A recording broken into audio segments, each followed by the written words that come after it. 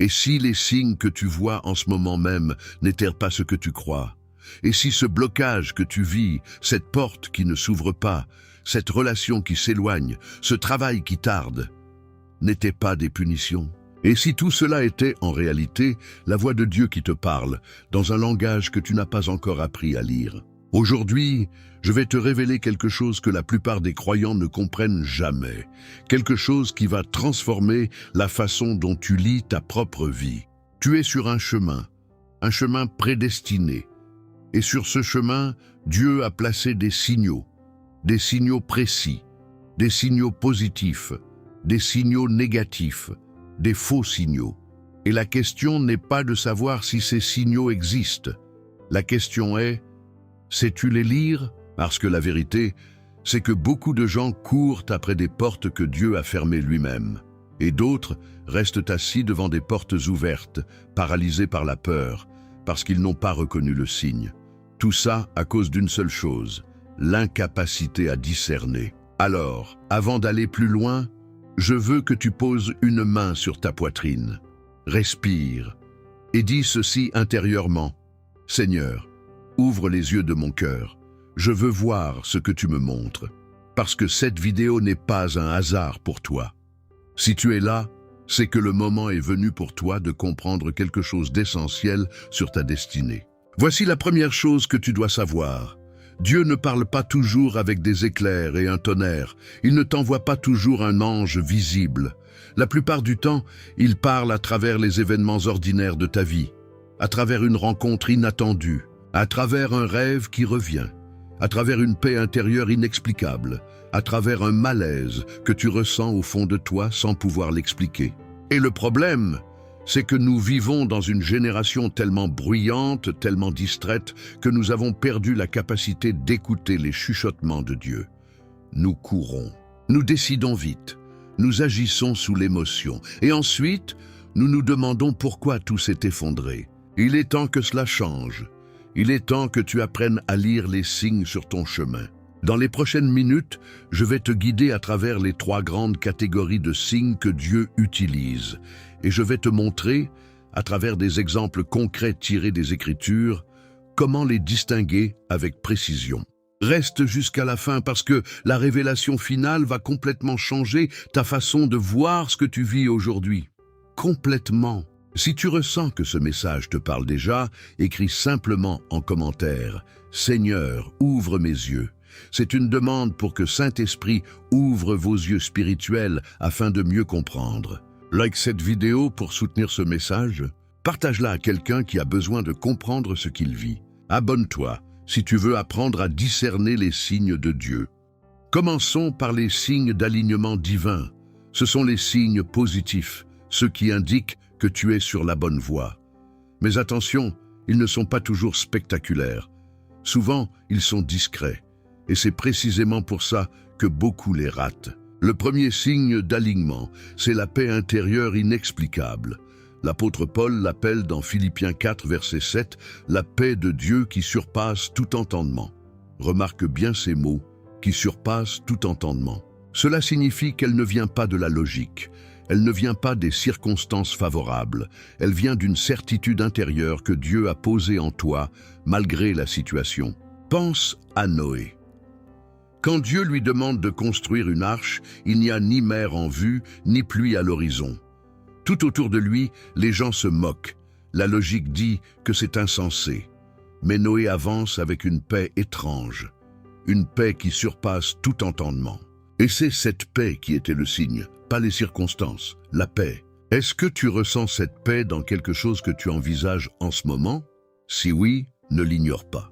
Le deuxième signe d'alignement, c'est la confirmation répétée. Dieu est un Dieu d'ordre. Il ne te donne pas qu'une seule indication et te laisse dans le vide. Il confirme. Encore. Et encore. Tu penses à quelque chose, et le lendemain tu lis un verset qui en parle. Tu entends un message qui touche exactement ce point. Quelqu'un te dit quelque chose sans savoir ce que tu traverses, et ces mots résonnent comme une réponse directe à ta prière. C'est ce qu'on appelle en hébreu le principe de schéma, entendre et obéir à une voix qui revient. Dieu parle rarement une seule fois, Il répète jusqu'à ce que tu entendes vraiment. Regarde Abraham. En Genèse 12, puis en Genèse 15, puis en Genèse 17, Dieu lui confirme l'alliance 3 fois différente. À chaque étape de sa vie, la même promesse revient sous une forme nouvelle. Ce n'est pas de la répétition vide, c'est de la confirmation divine. Si une même direction, une même idée, un même appel revient dans ta vie depuis des semaines ou des mois, sous des formes différentes, prends cela au sérieux. Dieu te confirme quelque chose. Le 3e signe d'alignement, c'est la porte qui s'ouvre sans forcer.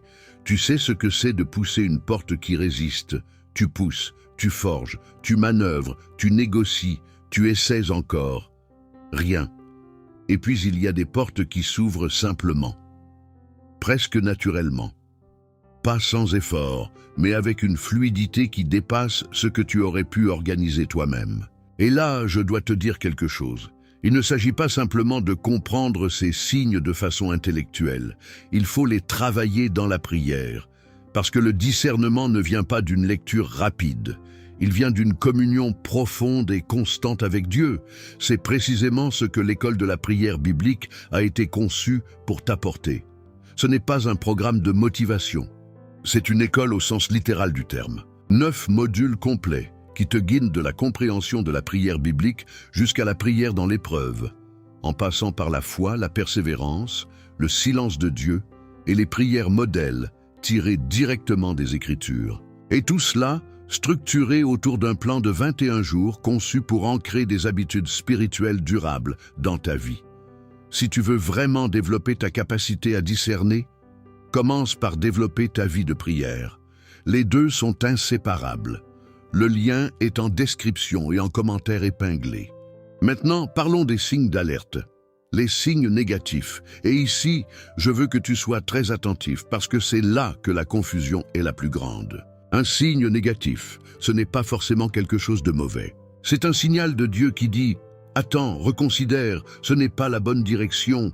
Et si tu ne sais pas lire ce signal, tu peux l'interpréter à l'envers. Tu peux prendre une résistance divine pour une attaque de l'ennemi. Et tu vas te battre contre ce que Dieu a placé pour te protéger. Le premier signe d'alerte, c'est l'agitation intérieure persistante. C'est différent du stress normal. C'est une inquiétude profonde, sourde, qui revient même quand tout semble aller bien extérieurement. Tu as pris une décision. Les circonstances semblent favorables. Mais au fond de toi, il y a quelque chose qui ne repose pas. Quelque chose qui dit « Attends ». L'Écriture dit en Colossiens 3, verset 15, que la paix de Christ règne dans vos cœurs. Le mot grec utilisé ici est brabeo, qui signifie arbitrer, trancher, décider. Autrement dit, la paix de Dieu est censée être l'arbitre de tes décisions. Si elle n'est pas là, si l'agitation est là à la place, Dieu t'envoie un signal. Jonas connaissait cette agitation. Quand il a fui à Tarsis pour échapper à l'appel de Dieu, il a trouvé un bateau. Il avait l'argent pour payer. Tout semblait aligné. Mais au fond, l'agitation était là. Et nous savons tous ce qui s'est passé ensuite. La tempête, la baleine, le retour forcé.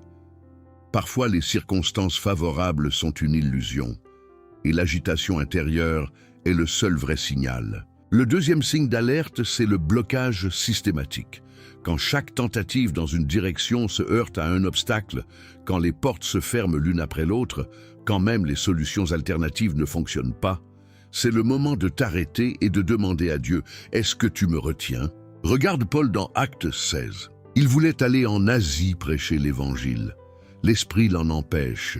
Il essaie d'aller en Bithynie. L'Esprit l'en empêche encore. 2 blocages consécutifs, 2 non. Et c'est dans ce blocage que Dieu lui donne une vision et l'envoie en Macédoine, vers un territoire qu'il n'avait pas prévu. Le blocage n'était pas une défaite, c'était une redirection vers quelque chose de plus grand. Est-ce que tu vis des blocages en série en ce moment? Peut-être que Dieu ne te ferme pas la porte parce que tu mérites moins. Peut-être qu'il te ferme cette porte parce qu'il a une Macédoine qui t'attend. Maintenant, il faut qu'on parle des faux signes. Et c'est le terrain le plus dangereux. Parce que les faux signes ont l'apparence de la vérité. Ils ressemblent à des signes divins. Mais ils viennent d'une autre source. Ils viennent de tes émotions, de tes désirs non sanctifiés, de ta peur, de ta blessure, ou parfois d'une influence spirituelle contraire. La première source de faux signes, ce sont les émotions non discernées. L'émotion est un don de Dieu, mais l'émotion seule n'est pas un signe fiable. Tu peux ressentir un frisson puissant en entendant quelqu'un parler. Tu peux être transporté d'enthousiasme face à une opportunité. Tu peux avoir l'impression que c'est divin. Mais si cet enthousiasme ne s'accompagne pas de la paix stable dont nous avons parlé, si la confirmation répétée n'est pas là, si les portes ne s'ouvrent pas dans la prière et le jeûne, alors c'est ton émotion qui parle, pas Dieu. Proverbe 14, verset 12 dit ceci. « Il y a une voie qui paraît droite à un homme, mais son issue est la voie de la mort. » Ce verset ne parle pas de mauvaises intentions. Il parle d'une voie qui paraît droite, qui ressemble à la bonne voie, qui donne l'impression d'être divine et qui ne l'est pas. La deuxième source de faux signes, c'est le désir de confirmation de ce qu'on veut déjà. C'est peut-être le piège le plus courant. Tu veux quelque chose très fort. Et inconsciemment, tu commences à voir des signes partout qui confirment ce que tu veux. Tu interprètes une coïncidence comme une confirmation divine. Tu prends un verset hors contexte pour valider ta décision. Tu appelles paix le soulagement que tu ressens parce que tu t'es décidé à faire ce que tu voulais de toute façon. Regarde le roi Achab dans 1 Roi 22. Il voulait partir en guerre. Il cherchait une confirmation prophétique. 400 prophètes lui ont dit oui. 400 voix. Mais c'étaient des faux signes construits par la volonté du roi. Seul Michée a dit la vérité. Et Achab est mort dans cette bataille. Méfie-toi du moment où tous les signes confirment ce que tu veux déjà. Demande-toi honnêtement, est-ce que je cherche la volonté de Dieu ou est-ce que je cherche la validation de ma volonté? La troisième source de faux signes, c'est la pression extérieure. Quelqu'un t'annonce une prophétie sur toi. Quelqu'un t'impose une vision. Une communauté te dit que tu dois suivre telle direction. Et tu commences à interpréter cette pression humaine comme un signe divin. Mais Dieu ne te presse jamais vers une décision que ton esprit n'a pas confirmée dans la paix et la prière. Le guide, l'école de la prière biblique existe aussi pour t'aider à développer cette capacité de discernement personnel. Parce qu'aucun homme, aucune organisation, aucune prophétie extérieure ne peut remplacer ta propre communion intime avec Dieu. C'est dans cette communion que les vrais signes sont confirmés. Et maintenant, voici la révélation que j'ai gardée pour ce moment. La révélation qui va tout changer dans ta façon de lire ce que tu vis. Tu es prêt? Voici ce que la plupart des croyants ne comprennent jamais. Parfois, les signes négatifs sont les plus grands actes d'amour de Dieu envers toi. Je répète, les blocages, les fermetures de portes, les résistances, les non, les délais, les attentes, peuvent être les preuves les plus claires que Dieu est activement impliqué dans ta vie. Non pas pour te punir, mais pour te protéger de quelque chose que tu ne vois pas encore. Pense à Joseph. Il est vendu par ses frères. C'est un signe négatif massif. Il est emprisonné injustement. Encore un signe négatif. 2 années supplémentaires de prison à cause de l'oubli du cupbearer. Encore un signe négatif. Si Joseph avait interprété chacun de ces signes comme « Dieu m'a abandonné », il aurait désespéré. Mais chaque blocage était, en réalité, un positionnement vers le trône d'Égypte. Et Joseph lui-même le dit en Genèse 50, verset 20. « Vous aviez médité de me faire du mal, Dieu l'a changé en bien. » Ce qui ressemblait à un signe négatif était, dans la grammaire divine, une progression vers la promesse. Comprends ceci. Dieu ne voit pas le temps comme toi. Ce qui te semble une perte est parfois une préparation. Ce qui te semble une fermeture est parfois une protection contre une catastrophe que tu ne verras jamais, parce que Dieu t'en a préservé. La porte qui s'est fermée il y a 6 mois t'a peut-être épargné une trahison, une faillite, une blessure irréparable. Et tu ne le sauras peut-être jamais ici-bas, mais Dieu savait. Alors, la prochaine fois qu'une porte se ferme devant toi, avant de pleurer, avant de te battre contre elle, avant d'interpréter ça comme un échec, pose cette question à Dieu. Qu'est-ce que tu me protèges? Qu'est-ce que tu me prépares? Ce simple changement de perspective peut transformer ta relation avec les signes négatifs, pas en niant la douleur, pas en ignorant la réalité, mais en reconnaissant que Dieu est souverain même dans les non. Alors maintenant, comment mettre tout cela ensemble dans ta vie concrète? Comment développer cette capacité à discerner les signes sur ton chemin prédestiné? Il y a 3 pratiques fondamentales que je veux te laisser. La première, c'est le silence intentionnel. Les signes de Dieu ne crient pas, ils chuchotent, et dans une vie sans silence, les chuchotements sont inaudibles. Réserve chaque jour un moment de silence total devant Dieu, pas pour parler, pas pour demander, pour écouter. Ferme les yeux, ferme les applications, ferme les bruits, et laisse l'Esprit de Dieu parler à ton esprit. Élie ne l'a pas rencontré dans le vent fort, ni dans le tremblement de terre, ni dans le feu. Il l'a rencontré dans le murmure d'une voix douce et légère, en 1 Roi 19. Cette voix-là, tu ne l'entends qu'en silence. La deuxième pratique, c'est le journal des signes. Commence à noter. Note les coïncidences, note les répétitions, note tes rêves, note les versets qui reviennent. Note les malaises et les paix inexplicables. En commençant à documenter ce que Dieu dit, tu commences à reconnaître son langage. Et avec le temps, tu deviens fluent dans ce langage. La troisième pratique, c'est la prière de discernement. Ce n'est pas une prière ordinaire, c'est une prière spécifique que tu fais face à une décision, face à un signe que tu ne comprends pas. Elle commence par « Seigneur, je ne veux pas ma volonté, je veux la tienne. Montre-moi clairement. » Et ensuite, tu restes dans l'attente. Pas 1 heure, parfois plusieurs jours, jusqu'à ce que la paix arrive ou que la confirmation répétée se manifeste. Si tu veux aller plus loin dans ce développement, l'école de la prière biblique propose un parcours complet pour apprendre à prier avec précision, à discerner avec clarté et à marcher dans ta destinée avec une autorité spirituelle fondée sur la parole. Ce que tu as entendu aujourd'hui n'est que l'entrée du couloir. L'école te mène au cœur du sanctuaire. Et maintenant, voici la dernière chose que je veux que tu retiennes de cette vidéo. La phrase que tu dois emporter avec toi. Ta vie n'est pas un chaos à subir, c'est une conversation à lire. Chaque signe positif est une invitation. Chaque signe négatif est une protection ou une redirection.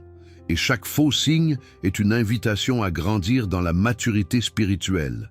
Dieu parle, il a toujours parlé. La question n'a jamais été de savoir s'il parle. La question est, as-tu appris à écouter? Maintenant tu sais comment commencer. Le chemin prédestiné t'appartient et les signes sur ce chemin ne sont plus un mystère, ils sont une invitation. Si cette vidéo a touché quelque chose en toi, écris le mot discernement dans les commentaires. Ce mot est ta déclaration. Il dit à Dieu et à toi-même, « Je suis prêt à voir ce que tu me montres. Je suis prêt à marcher dans ma destinée les yeux ouverts. » Et si tu n'es pas encore abonné à cette chaîne, maintenant tu sais pourquoi tu dois l'être. Parce que chaque semaine, nous allons plus profond, ensemble, dans la parole, dans la destinée, dans la vérité qui libère. À très bientôt. Et souviens-toi, tu n'es pas ici par hasard.